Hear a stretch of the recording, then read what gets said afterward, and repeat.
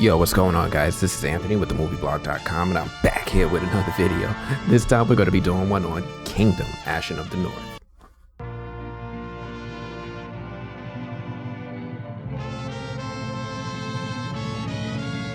David.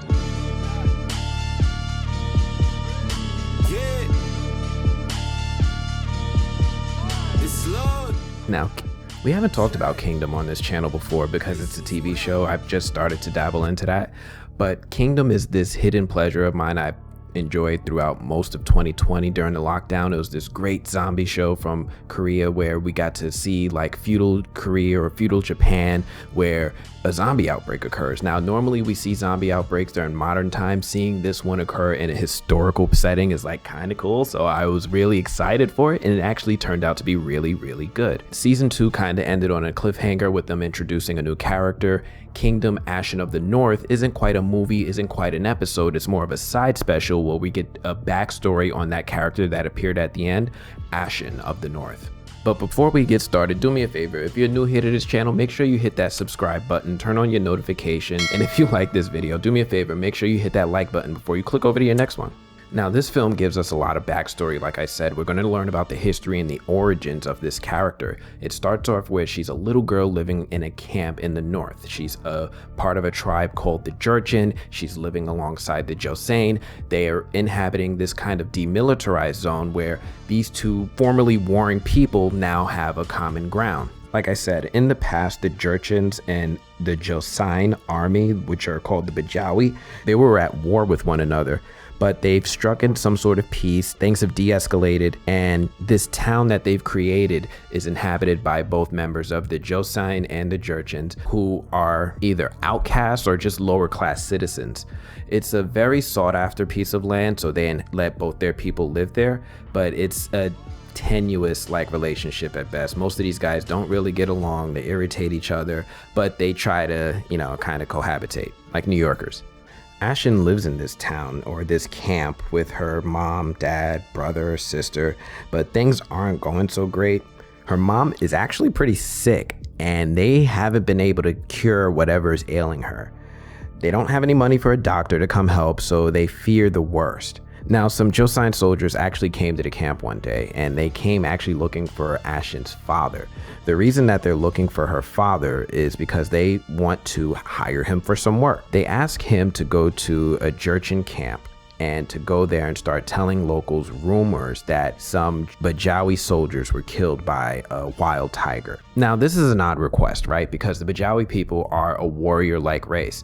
They kind of remind me of the Dothraki in Game of Thrones. They're really like, kind of aggressive. They're kind of ruthless. They're those guys that, like on sight. They're not going to like the idea that 12 of their guys just went missing without a trace. So there needs to be an explanation in the world to kind of rationalize where these guys went without starting another war. That's where these Jurchin soldiers come in and asking Ashin's father to go there and tell everybody that these guys were killed by a tiger. What really happened though is that these Bajawi soldiers actually snuck into Jurchin territory in search of ginseng, like wild ginseng. It was like a sought after thing, and they were killed for it by the Cho army. Now, you guys might remember the Cho from season 1 and 2. I'm pretty sure that's the family that the queen is related to, and her dad, they were the Chos, right? I might be wrong. If I'm wrong, hit me up in the comments. I could be wrong, so blow up my spot. But I'm pretty sure those are the Cho. I just wanted to note that because it's pretty cool how things go full circle like that, right? Now, Ashin's father agrees to go do this because, money, reasons. His wife is sick. He's got to go. So he agrees to do this. He goes to this camp. He starts telling people, hey, I heard this story about 12 soldiers that were killed and mauled by this wild tiger. And the Bajawi are there listening. They're like intently listening because apparently it's like I said, it's a big concern for them. They tell him immediately that they're going to go investigate this story that he's telling them. And if he's telling a lie, he's dead. Now, fast forward a little bit, the Bajawi men, the Jurchin men, they actually find and track down this tiger. It's a beautiful moment in this movie, episode, whatever. It's a beautiful back and forth sequence where you see these guys looking for this tiger, and then they finally find it, and it's awesome how this tiger starts picking some of these guys apart. With both sides working together, they're able to finally take down this tiger. It's not without heavy loss, but one of the interesting things is that once this happens, the Bajawi men immediately start to gut the tiger in order to see if there's any remains of their 12 missing friends in this tiger's belly. They still want to validate the story no matter what happens, and there's not. And they call bullshit. And they're going to come back and raise hell because it's on site now. As a result, Ashin's whole village is destroyed. Everyone is killed. There are no survivors save for Ashin, who was away. I think she was spying for the camp. I think she was off doing something else, or maybe like investigating the resurrection route. So there's these little off scenes where she just goes off and will investigate the resurrection flower and start to like really come into fruition that she's the source of these flowers appearing all over the country. Anyway, aside from those little side things, she comes back from one of her little adventures and finds everyone's dead. Now that she's an orphan, she approaches the Jurchin army and says, look, guys, we need to kill all of them and I need your help. Let's figure out how to get this done. It doesn't matter. I'll work for you for the rest of my lives. Let's just find a way to kill them all. Now, Kingdom Ashin of the North is not quite like the original Kingdom series. Like I said, it's a spinoff. It doesn't seem to have much in the same of recurring characters or ties. However, the pacing is the same. It's a slow build. You might have noticed a huge lack of zombies in this discussion, except for the tiger. Now, we're going to get into that. Let's start off first with the good. Ashin reminds me of like a super badass Hunger Games, Rambo, Tomb Raider, Terminator killing machine that I really like. I really like the growth and character development we see with Ashin. One of the things is that we get to follow her from a little girl to an adult, but we get to learn her goals, her motives, and her personality. Now, this is an amazing revenge story where the main character isn't trying to fight or survive this zombie outbreak. Rather, she weaponizes it. She's basically the Punisher with this sick affluence for using zombies as bullets, and it's awesome. I'm so here for it.